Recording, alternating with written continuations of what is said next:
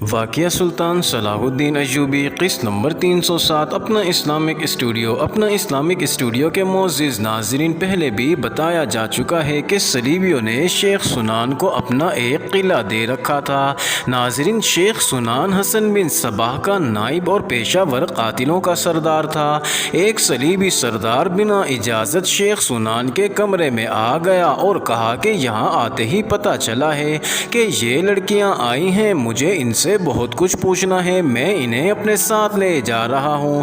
ناظرین، شیخ سنان نے تھریسیا کے کندھے پر ہاتھ رکھ کر کہا کہ اسے لے جاؤ، اور اس نے لیزا کو اپنی طرف گھسیٹ کر کہا کہ اسے میں یہیں رکھوں گا۔ شیخ سنان صلیبی نے قدرے دبدبے سے کہا، میں دونوں کو لے جا رہا ہوں، تم جانتے ہو میں کس کام سے آیا ہوں، اور تم یہ بھی جانتے ہو کہ ان لڑکیوں کے کیا فرائض ہیں، تمہاری بغل میں بیٹھنا ان کے فرائض میں شامل نہیں۔ اس نے لڑکیوں سے کہا، دونوں میرے ساتھ آؤ۔ ناظرین، دونوں اچک کر اٹھیں اور صلیبی کے پاس جا کھڑی ہوئیں۔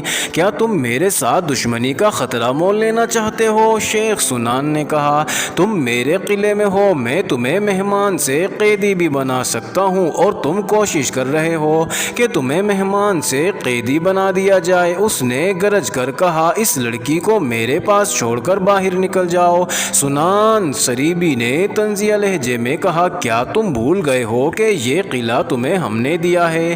کیا تمہارے ذہن سے یہ حقیقت بھی اتر گئی ہے کہ ہم تمہاری پیٹھ پر ہاتھ نہ رکھیں تو تم اور تمہارے فدائی کرائی کے قاتلوں کے سوا کچھ بھی نہیں رہیں گے؟ ناظرین، شیخ سنان پر صرف شراب کا نشہ طاری نہیں تھا، وہ اس قلعے کا بادشاہ تھا، اور وہ کسی بھی بادشاہ کو کسی بھی وقت ایسے طریقے سے قتل کرا سکتا تھا کہ کسی کو شک تک نہ ہوتا کہ قاتل شیخ سنان یا اس کا کوئی فدائی ہے۔ ناظرین، اس نے صلیبی افسر بھی قتل کرائے تھے۔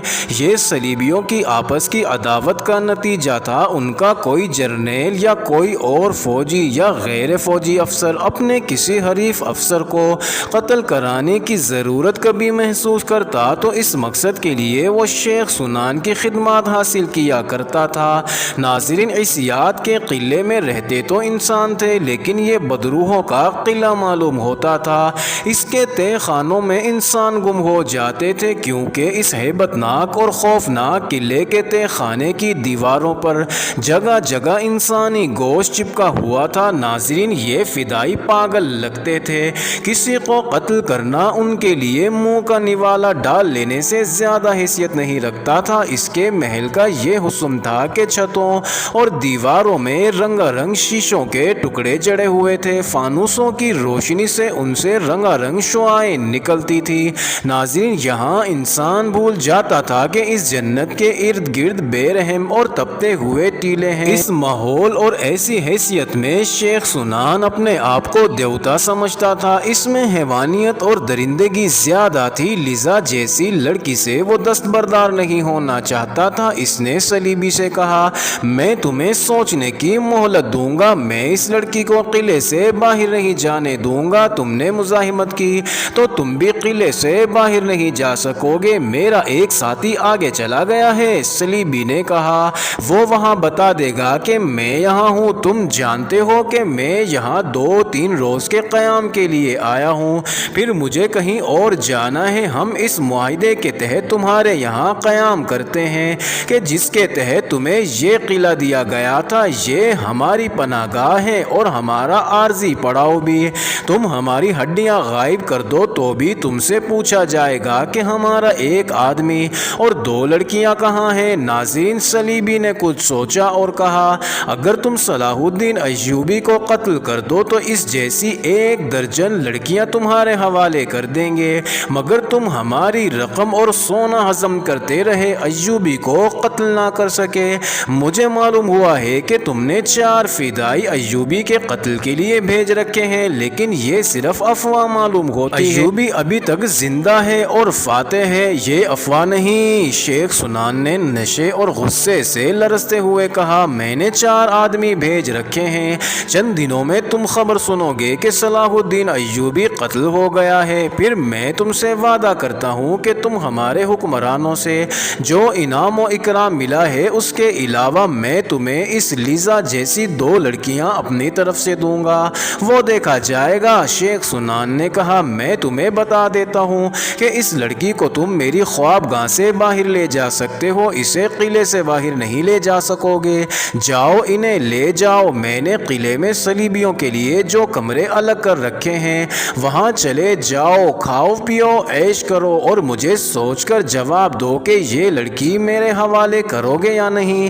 ناظرین، صلیبی دونوں لڑکیوں کو ساتھ لے کر باہر نکل گیا۔ یہ صلیبی جاسوسی اور تخریب کاری کے محکمے کا افسر تھا، وہ مسلمانوں کے علاقوں میں گھومتا پھرتا رہا تھا اور اب واپس اپنے علاقے میں جا رہا تھا۔ اس یاد کے قلعے میں صلیبیوں کے لیے عارضی قیام کا انتظام کیا گیا تھا، جو صلیبی جب چاہتا اس قلعے میں آ سکتا تھا۔ ناظرین، تھریسیا بھی اسی سہولت کے تحت لیزا اور الناصر کے ساتھیوں کو یہاں لائی تھی اور یہ صلیبی بھی ذرا آرام کے لیے یہاں آیا تھا۔ ناظرین، ایک دو روز بعد اسے آگے چلے جانا تھا۔ قلعے میں آتے ہی اسے کسی نے بتایا کہ دو صلیبی لڑکیاں آئی ہیں جو اس وقت شیخ سنان کے پاس ہیں۔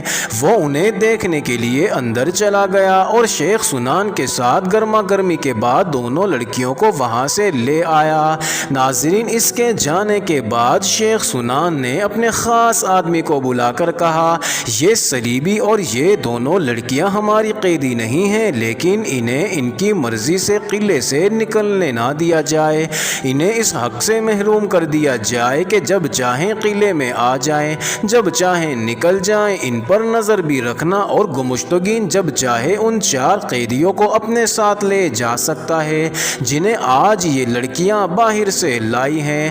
ناظرین، صلیبیوں کو بتایا گیا کہ حران کا والی گمشتگین بھی آیا ہوا ہے اور وہ صلاح الدین ایوبی کے قتل کا انتظام کرتا پھر رہا ہے۔ اسے الناصر اور اس کے ساتھیوں کے متعلق بتایا گیا۔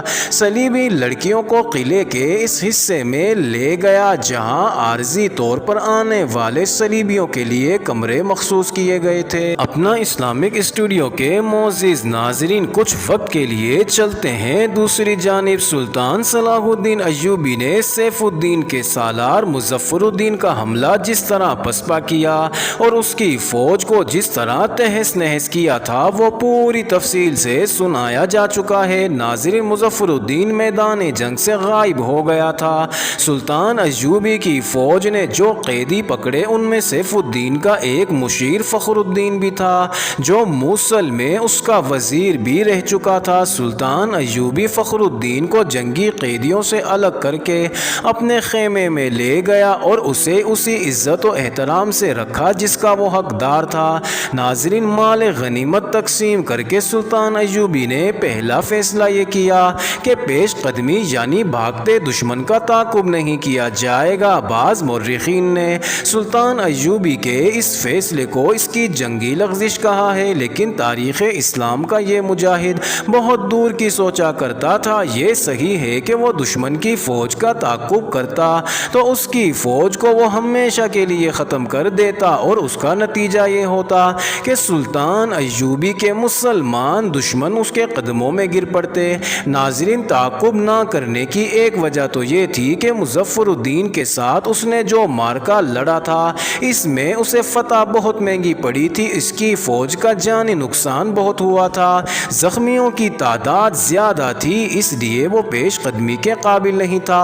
اگر وہ پیش قدمی کرنے کا فیصلہ کرتا تو اپنے محفوظہ یعنی اسٹرائک فورس کو استعمال کر سکتا تھا، لیکن اس نے ایسا فیصلہ نہ کیا، جس کی وجہ یہ بھی تھی کہ وہ نہیں چاہتا تھا کہ مسلمان کے ہاتھوں مسلمان کا اور زیادہ خون بہے، وہ اپنی قوم کو مزید خون ریزی سے بچانا چاہتا تھا۔ سلطان ایوبی اس جگہ کھڑا تھا جہاں سیف الدین کی ذاتی خیمہ گاہ تھی۔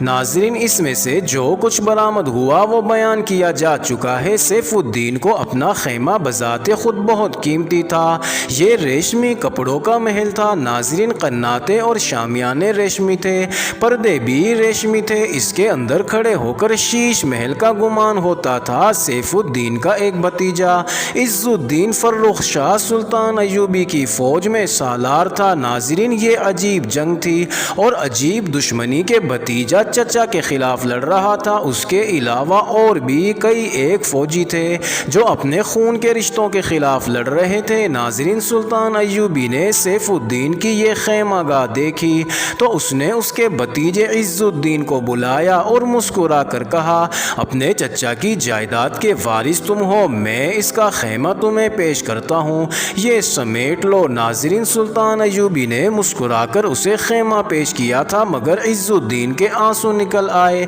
ناظرین، قاضی بہاؤالدین شداد نے اپنی یادداشتوں میں اس واقعے کا ذکر جذباتی انداز میں کیا ہے۔ اس کے مطابق سلطان ایوبی نے عز الدین کی آنکھوں میں آنسو دیکھ کر کہا، عز الدین، تمہارے جذبات کو میں اچھی طرح سمجھتا ہوں، لیکن قرآن کا حکم مانو۔ اگر میرا بیٹا شرک کے اور جہاد کے راستے میں فسق و فجور کا مرتکب ہوگا تو میری تلوار اس کا سر قلم کرنے سے گریز نہیں کرے گی۔ تم اپنے شکست خوردہ چچا کا خیمہ دیکھ کر آنکھوں میں آنسو لے آئے ہو، میں اپنے شکست خوردہ بیٹے کا کٹا ہوا سر دیکھ کر بھی آنسو نہیں بہاؤں گا۔ ناظرین، سلطان ایوبی نے اس مقام سے ذرا آگے جا کر لمبے عرصے کے لیے پڑاؤ ڈال دیا۔ یہ پہاڑی علاقہ تھا، اس کا نام کوہ سلطان مشہور ہو گیا۔ ناظرین، تاریخ میں بھی کوہ سلطان آیا ہے، وہاں سے حلب 15 میل دور تھا۔ ناظرین، حلب کے متعلق پہلے تفصیل سے سنایا جا چکا ہے۔ الملک الصالح نے اس شہر کو اپنا دارالحکومت اور مستقر بنا لیا تھا اور اب یہ متحدہ افواج کا ہیڈ کوارٹر بن گیا تھا۔ یہ بھی سنایا جا چکا ہے کہ اس شہر کا دفاع اتنا مضبوط اور یہاں کے لوگ جو سب مسلمان تھے اتنے دلیر اور جنگجو تھے کہ سلطان ایوبی کا محاصرہ ناکام ہو گیا تھا۔ اب سلطان ایوبی ایک بار پھر اس اہم شہر کو محاصرے میں لینا اور اس پر قبضہ کرنا چاہتا تھا، لیکن اب کہ وہ اپنا اڈا مضبوط کر کے آگے بڑھنے کی اسکیم بنا رہا تھا۔ ناظرین، راستے میں 2 قلعے تھے، ایک کا نام منبج اور دوسرے کا نام بوزا تھا۔ بعض تاریخوں میں منبج کو منبس بھی لکھا گیا ہے۔ ان دونوں قلعوں کے عمرا خود مختار مسلمان تھے۔ ایسے کئی اور قلعے اور کئی جاگیریں تھیں جن پر مسلمانوں کی حکمرانی تھی۔ ناظرین، اس طرح سلطنت اسلامیہ قلعہ، جاگیروں اور ریاستوں میں بٹی ہوئی تھی۔ سلطان ایوبی بکھرے ہوئے ان ذروں کو یکجا کر کے ایک سلطنت بنانا اور اسے ایک خلافت کے تحت لانا چاہتا تھا۔ دشواری یہ تھی کہ یہ عمرا اور جاگیردار اپنی الگ الگ حیثیت قائم رکھنے کے لیے خواہش مند تھے، وہ اپنی بقا کے لیے صلیبیوں تک سے مدد لیا کرتے تھے۔ ناظرین، سلطان ایوبی نے ایک پیغام بوزا کے امیر کے نام لکھا اور دوسرا منبج کے امیر کے نام بوزا کی جانب عز الدین کو روانہ کیا اور منبج کی طرف امیر سیف الدین کے مشیر فخر الدین کو۔ ناظرین، فخر الدین جنگی قیدی تھا، لیکن سلطان ایوبی نے عزت و احترام سے اس کا دل جیت لیا تھا اور فخر الدین نے سلطان ایوبی کی اطاعت قبول کر لی تھی۔ ناظرین، سلطان ایوبی نے جب اسے اپنا خاص ایلچی بنا کر منبج جانے کو کہا اور اسے یہ اختیارات بھی دیے کہ وہ اس کی نمائندگی کرتے ہوئے یہ قلعہ حاصل کرنے کی بات چیت کرے تو فخر الدین نے اسے آنکھیں پھاڑ کر دیکھا۔ کیا آپ مسلمان نہیں ہیں؟ سلطان ایوبی نے اسے کہا، آپ نے مجھے یوں حیرت سے دیکھا ہے جیسے میں کسی کافر کو اپنا ایلچی اور نمائندہ بنا کر بھیج رہا ہوں۔ کیا آپ کو مجھ پر بھروسہ نہیں یا اپنے ایمان پر اعتماد نہیں؟ میں منبج کا قلعہ لینا چاہتا ہوں، آپ اس کے امیر کو میرا پیغام پہنچا دیں اور اسے قائل کریں کہ خون خرابے کے بغیر قلعہ ہمیں دے دے اور اپنی فوج ہماری فوج میں شامل کر دے۔ ناظرین، عز الدین اور فخر الدین روانہ ہو گئے۔ ناظرین، بوزا کے امیر نے عز الدین کا استقبال پرتپاک سے کیا۔ سلطان ایوبی کا پیغام پڑھا، اس میں لکھا تھا، میرے عزیز بھائی، ہم ایک خدا اور ایک رسول صلی اللہ علیہ وسلم اور ایک قرآن کے پرستار ہیں، مگر ہم سب اس طرح بکھر گئے ہیں جس طرح ایک جسم کے اعضاء ریگزار کی ریت پر بکھرے پڑے ہوں۔ کیا یہ جسم حرکت کر سکتا ہے؟ کسی کام آ سکتا ہے؟ اس جسم کا فائدہ صلیبیوں کو پہنچ رہا ہے جو کٹے ہوئے اعضاء کو گدوں کی طرح کھا رہے ہیں۔ ہمیں ایک امت کی صورت متحد ہونا ہے، ورنہ ہم میں سے کوئی بھی زندہ نہیں رہ سکے گا۔ میں آپ کو ایک امت کی صورت میں متحد ہونے کی دعوت دیتا ہوں۔ اپنی موجودہ حیثیت پر غور کریں۔ آپ اپنی عمارت کو زندہ رکھنے کے لیے اپنے دشمن کے آگے بھی ہاتھ پھیلا دیتے ہیں۔ میں آپ تک قرآن کا فرمان پہنچا رہا ہوں اسے سمجھنے اور اس پر عمل کرنے کی کوشش کریں۔ پہلی ضرورت یہ ہے کہ اپنا قلعہ سلطنت اسلامیہ کی ملکیت میں دے دیں اور میری اطاعت قبول کر لیں۔ اس صورت میں آپ کی فوج میری فوج میں مدغم یعنی شامل ہو جائے گی۔ آپ قلعہ دار ہوں گے اور قلعے پر سلطنت اسلامیہ کا جھنڈا لہرائے گا۔ اگر آپ کو یہ صورت قبول نہ ہو تو میری فوج کے محاصرے میں لڑنے کی تیاری کر لیں اور اپنے سامنے حلب، موصل اور حران کی متحدہ فوج کی بربادی اور پسپائی رکھیں۔ آپ کو فیصلہ کرنے میں سہولت ہوگی۔ معزز ناظرین، یہ انٹرسٹنگ ویڈیو جاری ہے۔ اگلی ویڈیو قسط نمبر 308 میں دیکھنا مت بھولیے گا۔